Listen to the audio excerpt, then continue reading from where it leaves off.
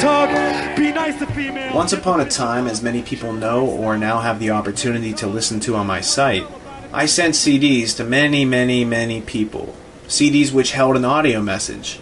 The audio message was to inspire some new progress and cooperation in the 9/11 community. One day, a woman named Maria Heller played the disc on her show, and somewhere in Middle America, a college student named Chris Berry heard what I had to say. This inspired Chris to go to his local radio station, fill out the necessary forms, and book me to do a show.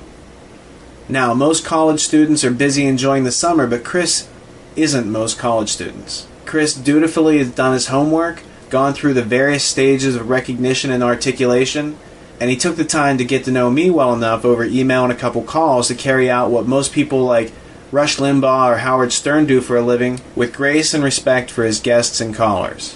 Only Chris raised the bar and brought people the truth, which was as welcome as an oasis in the desert for the folks in Houston, who were thirsty and they made their appreciation known. So I think you'll enjoy this. Also, if you like what you hear, you should write to pd@kpft.org,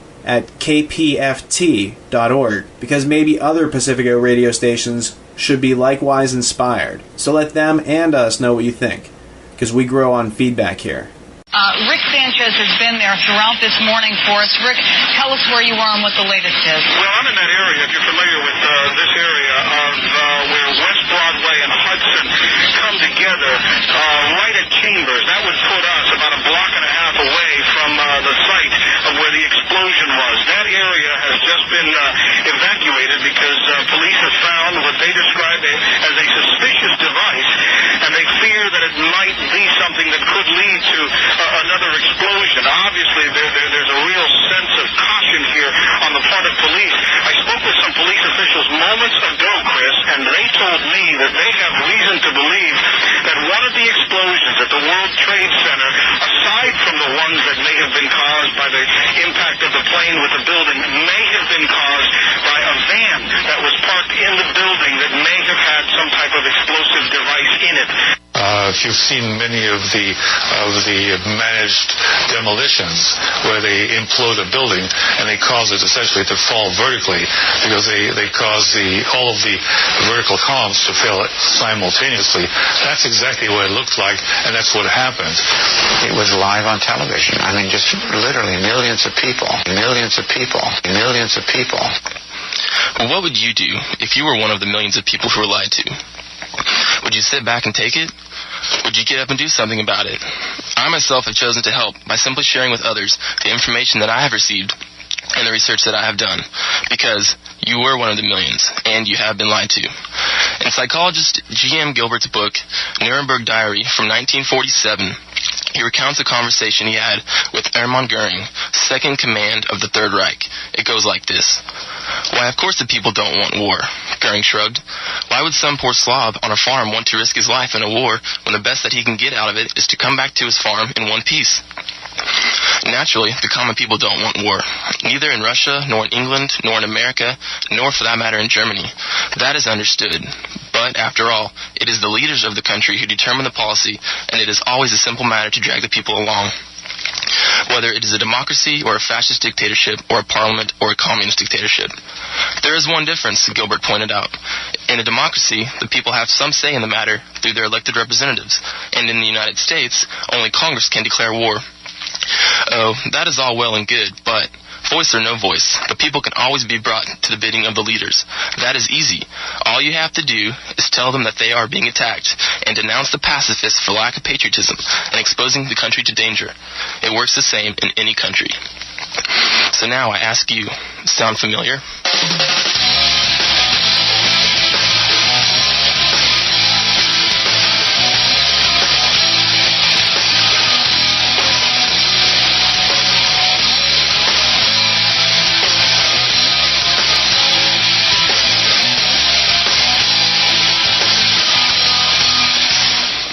Hello and welcome to this open journal dedicated to the events of September 11, 2001.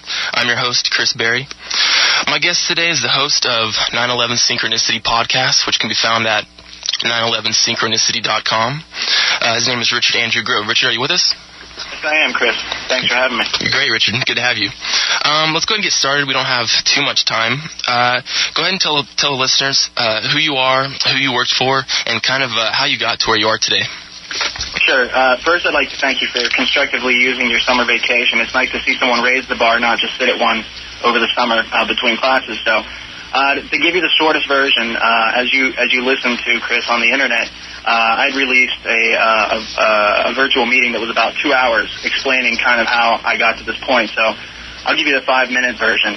In 2001, in 2001, I worked in the World Trade Center on the 96th floor as a software contractor for a insurance broker called Marcia Mclennan. And in my line of work, during my daily routine, I noticed that my company was overbilling Marsh, and I started to raise some questions. My internal management told me, never to mind it, and that it was nothing. And then I went to Marsh because I thought they were being cheated. And the Marsh executives that I knew were concerned, but when I raised it up their chain of command, there was an executive that stonewalled it and said, don't worry about it. It's none of your business. And since I was the global account manager for Marcia Mclennan, I became more and more concerned, and at one point I raised my level of concern, and the next morning I was fired. So going through that summer, I really didn't think too much of it until August, when people from my ex-employer approached me and offered me, a bribe. And at the time, I still didn't understand what was going on, but I thought that I should reach out to the people that I worked with at Marcia Mclennan, people I trusted, and try to, offer this information to them because they worked there, and I felt that, if there was something illicit going on, their jobs were at risk. I didn't think their lives were at risk, certainly, but I wanted them to know. And I was expected to kind of interrupt a meeting on the morning of September 11th. And on my way to that meeting, the events happened. So I was very close to the trade centers that morning, and I was supposed to be there between 9:15 and 9:30. So I was within, just less than 20 blocks when most of the events went down. And in fact, when the second event happened in the South Tower, I was right between World Trade Center 7 and World Trade Center 6. And I saw some things that morning that definitely caused immediate concern for me, from my understanding of the world. And in days after that, what was reported on TV was nothing like what I had experienced that morning. And like you said, with the Gehring quote when you opened up, the propaganda level that happens and occurs in synchronous generation with those events, with the media, really has an effect on the overall public's understanding, because instead of looking at such a horrific event, which I admit is very disturbing to have to do, but you can't just let people on TV tell you what happened. So, long story short, I'd witnessed some laundering, and that kind of led me on a path after September 11th to continue investigating what happened. And then I made the connections between the employer of my software company at that contract, Marcia Mclennan, and their involvement with American Airlines trading. There was also illicit trading on Marsh stocks itself. And all of these things I felt showed, a predisposition to profiteering from the events. And if somebody has premeditated the profiteering, then they are aware of the events, if not, directly perpetrating.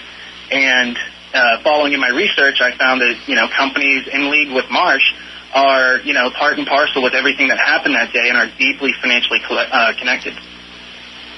Okay, great. 713-526-5738 is the number. We are taking calls. We'll probably be taking a few calls later. As Richard just explained, he was working at the World Trade Center up to and prior till 9/11. Money laundering going on. His company did some research and found out some other financial discrepancies. Can you Richard, tie in AIG, Kroll, and perhaps Securicom to all of this stuff? Sure. In order to tie it in, it's best just to go back in history a little bit. And if you want to look at the 1993 World Trade Center bombing and all that happened there, a lot of people aren't aware that some of the people involved that were blamed as the quote-unquote terrorists had actually audio taped United States FBI agents who were asking them to place the bombs in certain places. And basically, the overall story is The public isn't aware that, agencies of our intelligence community were the ones planning that bombing to bring about certain events in the American culture. Now, during that bombing, you had L. Paul Bremer, who recently, went over and worked in Iraq, and he worked for Kissinger Associates, and he was the CEO of Marcia Mclennan's risk management contingency. And here he is again involved back in 1993 with the World Trade Center bombing, making comments about who the terrorists are and whatnot. Marcia Mclennan, the CEO of Marcia Mclennan in 2001, was a fellow named Jeff Greenberg. Now, Jeff's father and Jeff's brothers are also in the insurance industry, also CEOs at major entities. Now, Jeff's father, Hank Greenberg, had been the chairman and CEO of AIG, which is the world's largest insurance company. So you have a father and son running the world's largest insurance company and the world's largest insurance brokerage. Now, AIG and Marsh had a lot to do with the World Trade Centers. They had a lot to do with the insurance of the World Trade Centers, doling out their reinsurance. But back in 1993, AIG purchased a company called Kroll Associates. Now, Kroll Associates is basically a private intelligence company that works in various ways around the world in risk management circumstances. And Kroll was purchased by AIG, and Kroll then handled security along with Securicom at the World Trade Center up until 2001. So you have two companies basically with overlapping responsibilities from what I understand. And later on, after 9/11, Kroll purchases a company to help recover data from lost drives which showed fraud that was occurring the morning of 9/11. And then Marcia Mclennan purchased Kroll from AIG. So when you get down to it, the CEO of Kroll was a guy named Michael Cherkasky. Now, he's now the CEO of Marcia Mclennan. Marcia Mclennan's CEO was brought in Elliot Spitzer back years ago in the 80s to the New York District Attorney's Office, Southern District of New York. So basically what you have is between a couple corporations and a couple ties through the New York City District Attorney's Office, you have total capacity to, destroy the evidence, like Giuliani shipping away the evidence after 9/11. You have total security running through World Trade Center 7 and the Office of Emergency Management for Giuliani's bunker. This ties back to John O'Neill, which you saw who killed John O'Neill, right, Chris? Right. Right. And so when you get into looking at the Caucasian men mostly working on Wall Street and their connections into 9/11, it is much more convincing, it is much more factual, it is much more evidentiary than anything that's ever been shown to us regarding some Islamic extremists with box cutters who supposedly hijacked these airlines. I think 6 of the 8 pilots were military trained. I mean, the whole story from day one didn't wash, and that was aside from my personal experiences of what I saw and what I didn't see more specifically that morning. Right. Who was the head of security for Securicom up till and into 9/11? Well, for Securicom, Marvin Bush was on the board of directors, but Securicom is a Kuwaiti joint management company that's owned by American investors and Kuwaiti investors. So are you possibly talking about Kroll Associates? Because Jerome Hauer was in charge of security. He's also the person who put the White House on Cipro on September 11, 2001, well before the anthrax attacks, which he's also connected to. And the anthrax attacks were used to silence the media and to pass the Patriot Act, which was written before 9/11. Exactly. Right. Well, my point was that, like you said, on the head of board of directors on Securicom was Marvin Bush, younger brother to George Bush, which is something I always find quite interesting and, coincidental in the whole scenario of 9/11. Okay, great stuff. Let me see what I got. I have so much stuff here, Richard, as you know, just so much wealth of information to go through. Okay, you mentioned in your speech just then, you mentioned hard drives recovered by, I believe, Kroll, who bought the company to investigate the hard drives they found at the World Trade Center. Can you explain where these hard drives came from? Sure. The hard drives recovered from the rubble, and these were outsourced for data processing to a German company called Convar, if memory serves.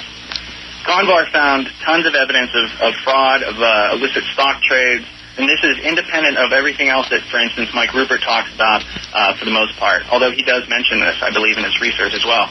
Convar lets the FBI know that they found evidence of, illicit dealings, and the FBI says, well, we have to have that. Now, the FBI has no way internally to process this data. It's much like a flight data recorder. Pretty much only the companies that make the recorder can retrieve the data. Now, this isn't the exact case in the FBI Kroll case with this data, but it is the fact that the FBI needed to outsource this. Now, ironically, Kroll purchases a company called OnTrack, which performs data recovery services from damaged disk drives, right? And so now Kroll offers a service, and this is a very interesting service because it's online and you can go check it out. But it basically says, if you have lost data and we have it, we will offer it to you online and you can buy it back from us. So, it's plausible that they are recovering data from these drives and plausible that they could be blackmailing the people who are involved in those frauds because Kroll now owns the evidence. And they say, well, if you don't want to buy it from us, I'm sure somebody else might want to buy it. So that's an entire plot. I'm speaking completely speculative on that, but the facts reflect, Kroll has a service now where they are providing this data to companies online for a fee, data that's recovered from drives. So it's an interesting business when you look at what else Kroll does and who else is employed by Kroll or through Kroll and what their involvement is in world affairs. Right. Okay, great. Also, what we wanted to do was Richard and I kind of wanted to pose a question to the listeners out there. We want to know what people think about World Trade Center number 7. Richard, can you explain WTC number 7 and who Larry Silverstein is and how he kind of ties into all of this 9/11 stuff, please? Sure. World Trade Center 7 is the third building to ever fall from fire. The first two were World Trade Centers 1 and 2 on the same day, so there's some anomalies right there. World Trade Center 7 was not hit by a plane. It was a 47-story tall building. 47, yes. Or maybe the new one, because they rebuilt it already. This building was state-of-the-art. It had a $13 million Office of Emergency Management bunker that Giuliani uses, that Jerome Howard from Kroll used to be in charge of. And this building basically fell straight down, almost at free-fall speed at 5:20 p.m. on the day of September 11th. Now, Silverstein is on record in a PBS documentary as having said, pull it. And people who have done research, and I've listened to the calls from Controlled Demolition, a company who is involved with, the destruction of Fort Detrick and cleanup at Oklahoma City. I mean, this is a company that plausibly can perform or oversee such a project, and they verify that pull it is a demolition term to bring down the house. Right. Hey, Richard, let me interrupt you real quick. I actually have that clip. Luke, could you play that clip, please? I remember getting a call from the fire department commander telling me that they were not sure they were going to be able to contain the fire. I said, we've had such terrible loss of life. Maybe the smartest thing to do is pull it. And they made that decision to pull. And then we watched the building collapse.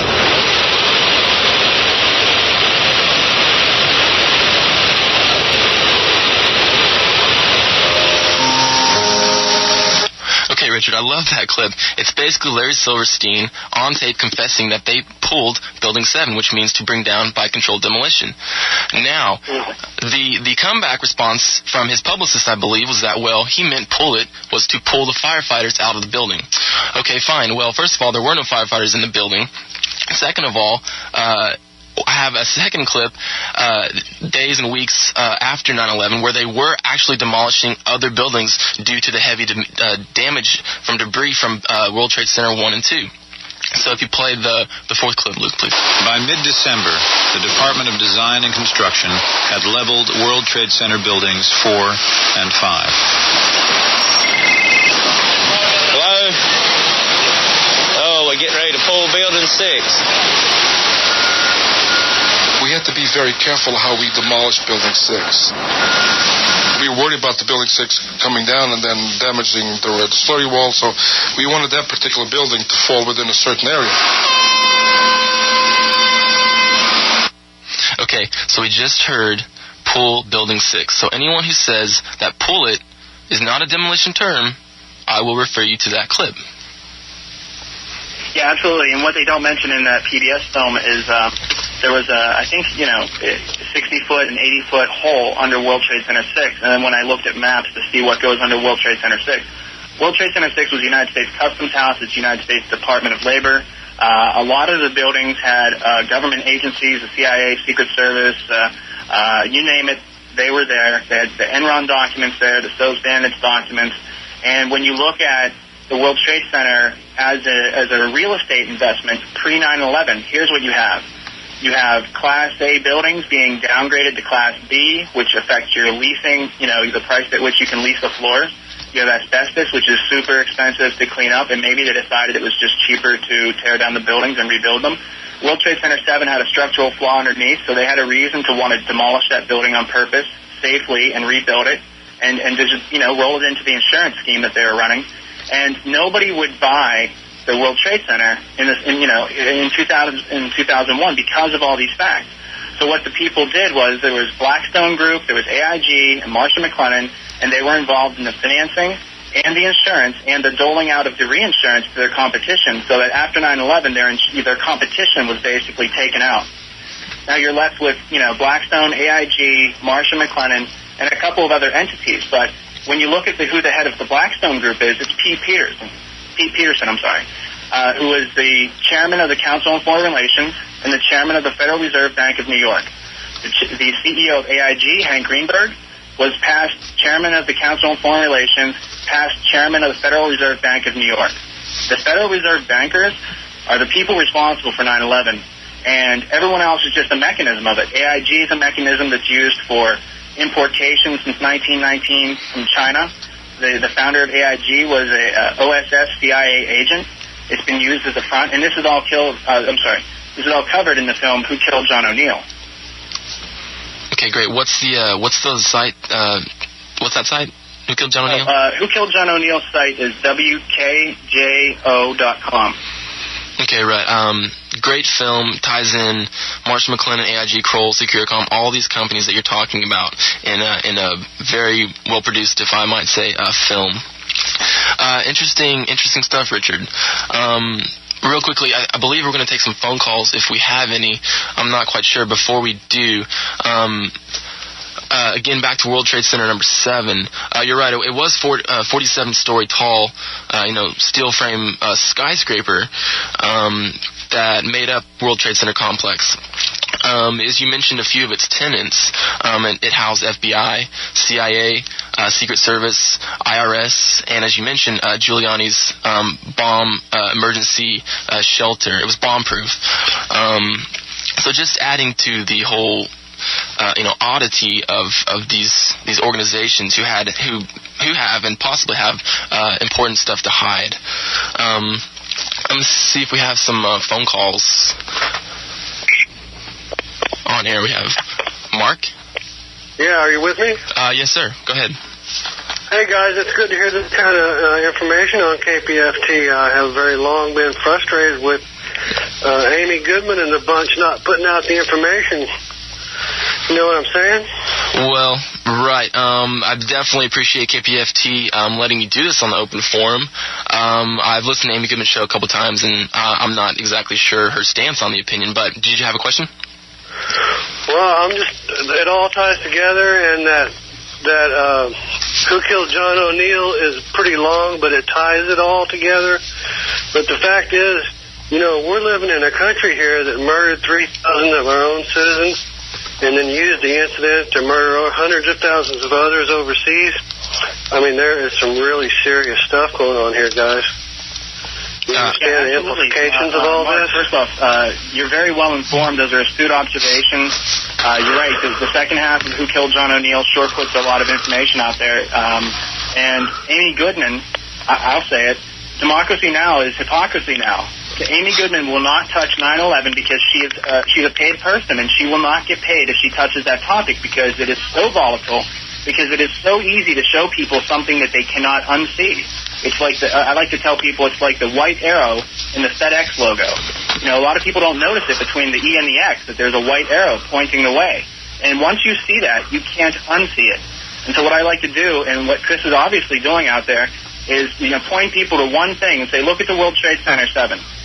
Do you think it fell like that from fire? I mean, just look at it, take it in context, do a little study on it, and then make an objective decision for yourself. Don't believe what people on TV are telling you, because they're lying to you. They get paid to lie to you.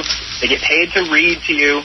And the people who write those scripts are never credited. They're never shown to you. And a lot of times, I mean, it's fact. We have CIA directors on record saying that they control the media, that they have people from Council on Foreign Relations in all of these newsrooms on some of these shows as commentators. Last night on The Daily Show, they had someone from the Council on Foreign Relations. That's right. Always a CFR. Always. They run things. They're part of the picture. They run this region, at least, you know.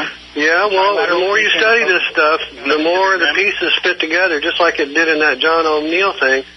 And it proves to me that this whole thing is totally corrupt, that our government is a fraud.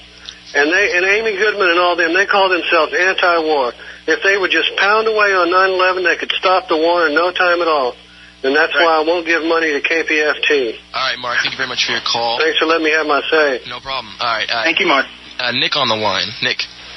Yeah, I've seen something that my friends had sent me about the actual trade center towers falling, and they had been really kind of hooked on the idea that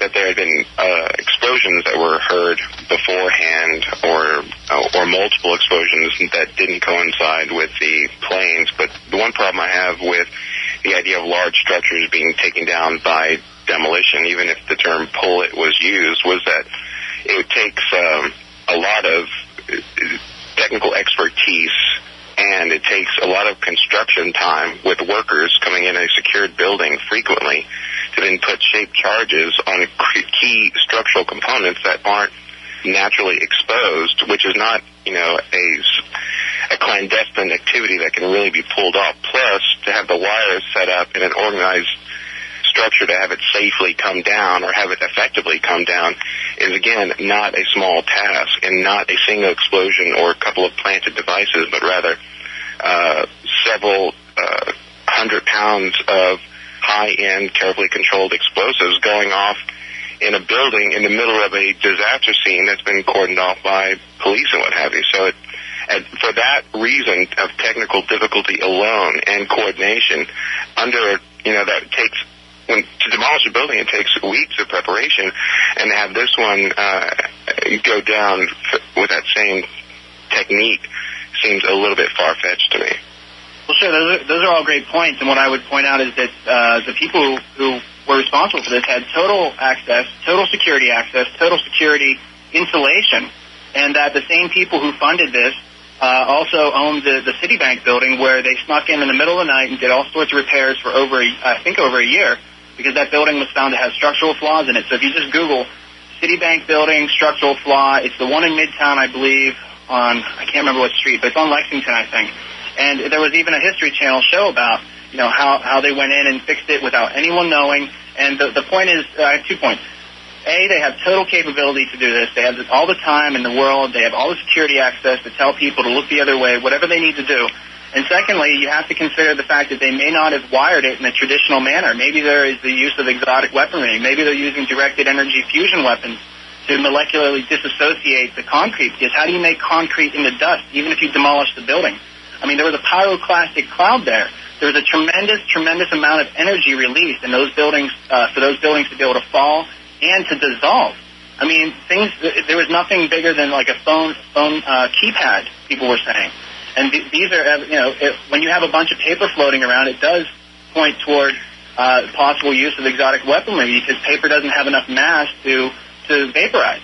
But isn't it more convincing the fact that the Bush administration came in and disregarded all the evidence that terrorist operations were continuing to take shape inside the United States, and that there was a plane attack rumored for the towers itself, and then rather than keep on task of actually rooting out terrorists that the Clinton administration had done, they decided to throw away all the work that the Clintons had done and come in and redo their own group. And they were about to announce what limited terrorist operations they had, but they really really weren't doing anything as far as cells within the United States, and that this, along with the kind of like incompetence that would allow Katrina to take place and ability to organize after a disaster, I don't think that this particular group in charge, at least the executive, has the capacity to organize something as complicated as that, because they seem more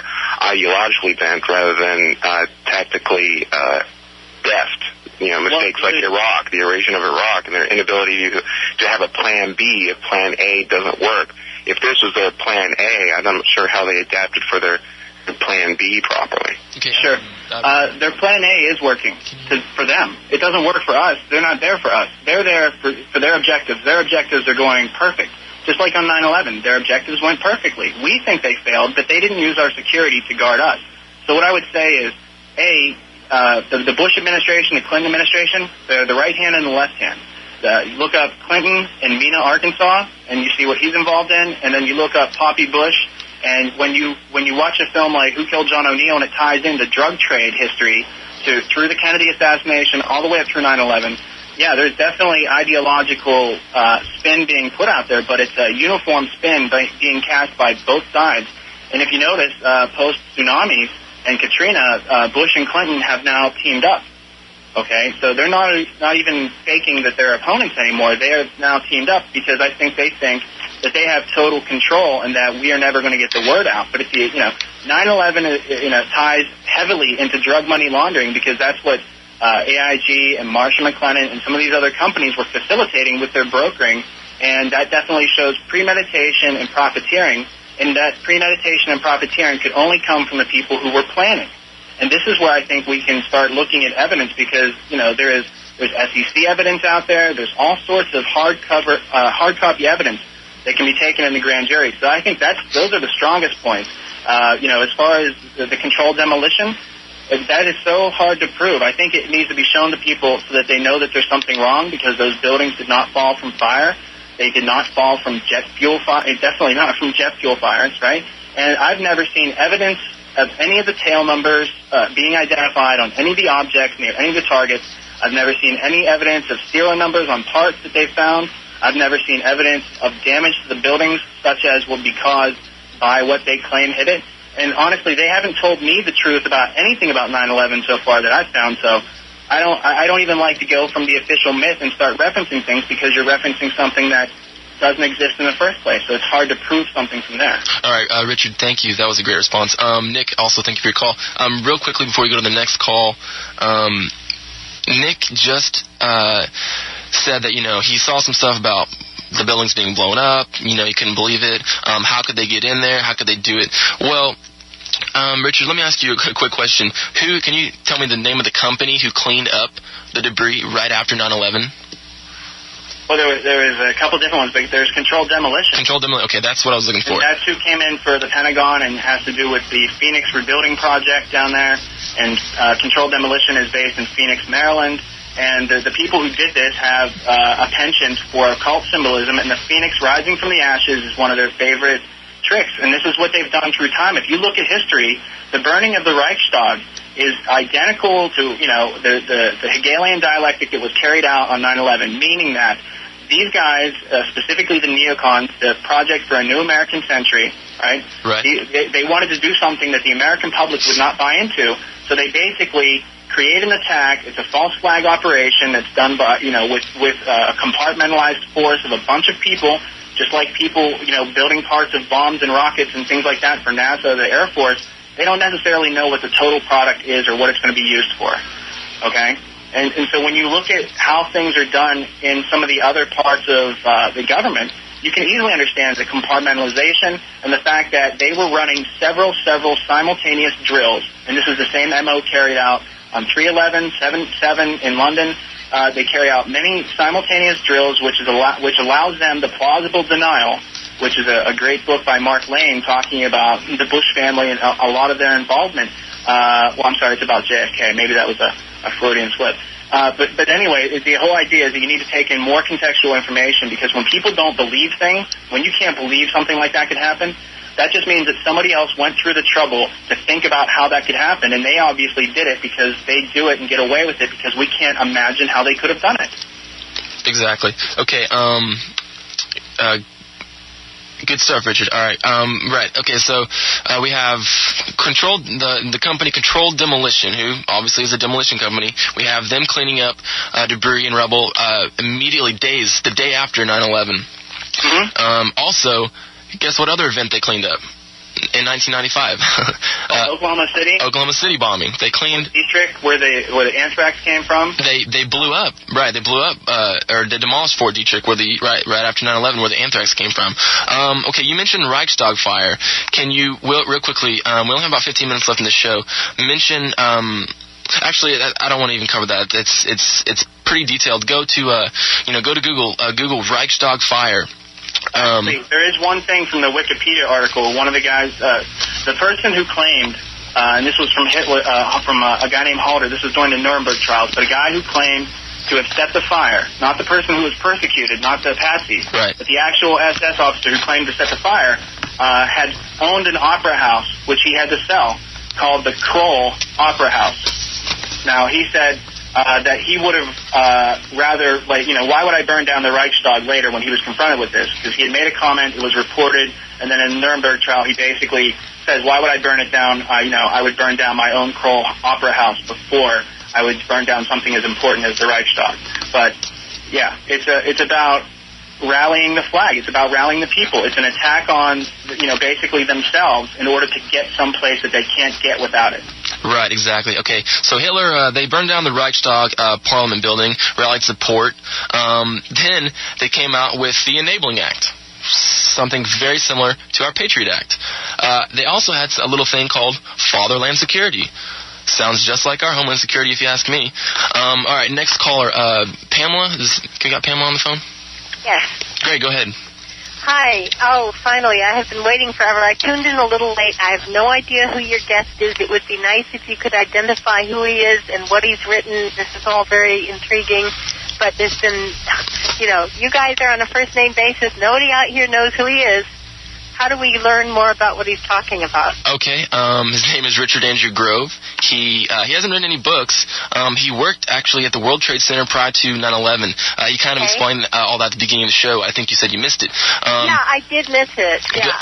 Go to www.8thestate.com or 911synchronicity.com. Those are both his websites, both great sites. Excellent. It has his past radio interviews, podcasts, et cetera, his information, his documents. Richard, you would like to add anything to that question?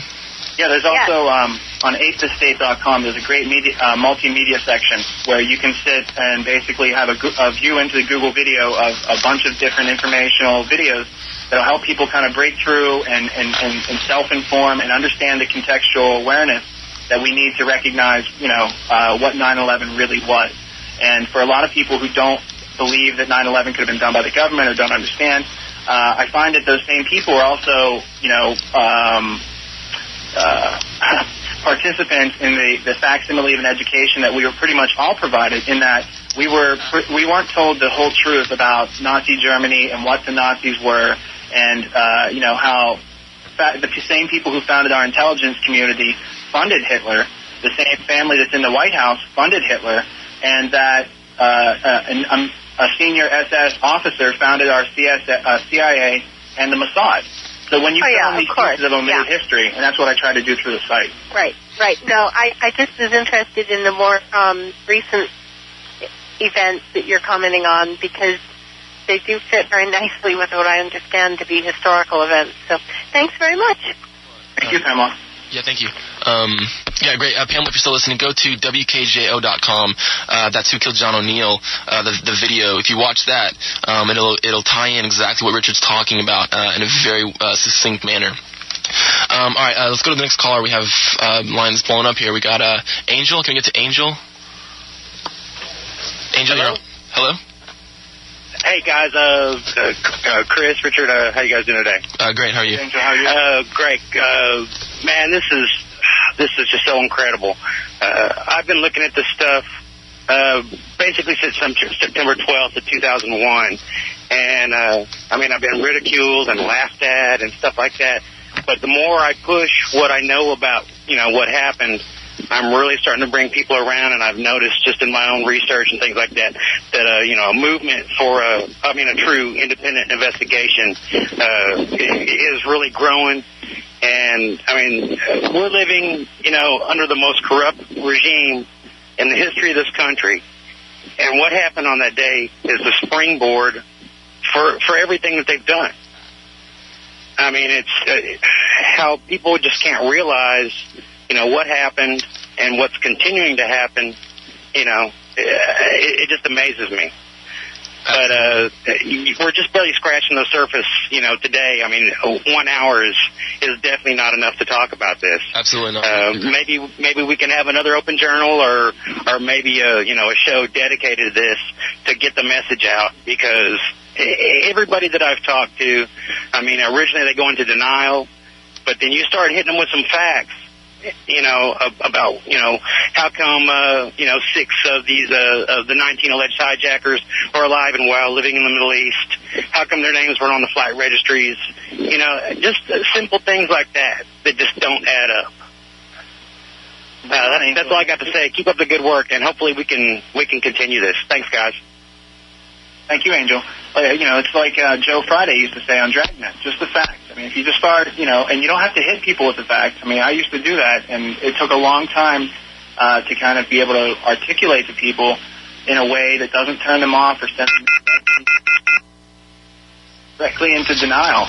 And I would say that the momentum is growing, the awareness is growing. Just this past weekend, you had Alex Jones's L.A. Scholars, it's American Scholars Symposium in L.A. that was on C-SPAN, I think, at least 4 times. And some of the information in there is truly, revolutionary. And I think that the media that we are producing ourselves as, people, students of 9/11 who are looking at this as not only a historical contextual problem, but as a real ethical and social and economic problem that's growing. And I think that the media we put out, as individuals, not corporations, is growing and becoming more intelligent and more articulate and more succinct. And every 9/11 film that seems to come out seems to get better because we're all growing off of each other organically at this point. Exactly correct, Richard. I'm going to mention a few of these films. We already mentioned Who Killed John O'Neill, WKJO.com. Loose Change. Loose Change is the film that I first watched that really, set me on this truth movement track. Loose Change, it's on Google Video. LooseChange911.com is their website. Go to that. Watch that. It's one of the best 9/11 videos I've seen. World Trade Center 7, if you're interested in that, go to WTC7.net. Scholars for Truth 9/11, ST911.org. If you're a newbie to all this, if you this is the first stuff you're hearing about it, which would not surprise me, go to universaltruth.org. Actually, I think it's universalseed.org. Universalseed.org, excuse me. Yeah. And of course, Richard's site, we'll mention his site again real quick, 911synchronicity.com. He's got a couple podcasts on there, as well as eighthestate.com, both his websites. Okay, Bill, can we get to Bill? Bill, you there? Yes, hi. Thanks so much for doing this program. My pleasure. One of the problems I see is convincing people that they can't believe what they're hearing on Fox News, and just to get some doubts in their mind. One of the things I haven't been talking much about, but that I've had a little more success in, is on the Pentagon. The 9/11 in plain sight, the first part of that video talks a lot about that, and there's some really compelling visual evidence that there's no way that an airliner hit the Pentagon. Right. But one problem that we have, and I think probably, I'm guessing why Amy Goodman doesn't talk about it, is there's so little evidence of, or witnesses, or people are willing to talk about who did it, or like what happened to the plane that supposedly hit the Pentagon. Because it vaporized, right? Right. And so, we know the plane was hijacked. We just don't know what happened to it. Right. And, whether it crashed in the ocean or what, I don't know. But, it seems pretty clear a missile hit the Pentagon, but... or a military plane, perhaps. Yeah, some smaller plane, yeah. Right. But do you have ideas on how to get people to question the official line? I think that's the biggest obstacle we have. Well, those are great questions, and it seems like right now in the 9/11 movement, there's a lot of taboo about talking about what happened at the Pentagon. And, personally, I'm interested by that. I'm interested in all of it, but I need to lead with, questions that can really stick in people's minds. And that question would be, if Giuliani was a former, mayor of New York and worked in the New York District Attorney's Office, he certainly understands about preservation of evidence at a crime scene. How could he then, with support and basically sell the evidence from ground zero to China, 250 million tons, have it released, it's gone, and no one says a peep about it? Unless all the people in that chain of command were aware and they were covering up their own crime, in other words, without the buy-in from the leaders of New York City against the people who live there, you could not carry out and cover up 9/11. Without the buy-in from Blackstone Group and AIG and Marcia Mclennan, without it being in their interest. And let me say, Marsh, I lost a lot of people I worked with and was friends with. Marsh lost 326 people, I believe, at that office. But their headquarters is on, Avenue of the Americas in Midtown. Their senior executives were not injured in the least in that building. It was all lower-level IT management all the way up through North American Chief Information Officer. But the Global Chief Information Officer wasn't there that morning. So key executives being suspiciously absent from their offices tells me premeditation. When you have some of those same executives being at, off at Air Force Base with Warren Buffett, where the president later goes on 9/11, and a plane allegedly flew into Fiduciary Trust, and the CEO is with Buffett and the president, I have to question that. Those things I can't see around. I can argue, you could look at the Pentagon all day. Something happened there that's probably beyond a lot of our scrutiny because they haven't given us enough information to solve the equation. Right? Right. Yeah, Bill, thanks for your question, Bill. Running out of time, Richard, we only got about 5 minutes. Obviously a great show today, a great open journal. People are obviously interested in this topic. I've already named a few great sites to go to. One of my personal favorites is 911blogger.com. It's a great site. It's updated daily with new information surrounding the events of 9/11. I strongly suggest that you go there. Okay, Richard, real quickly, probably less than 4 minutes in the show, I wanted to play a clip.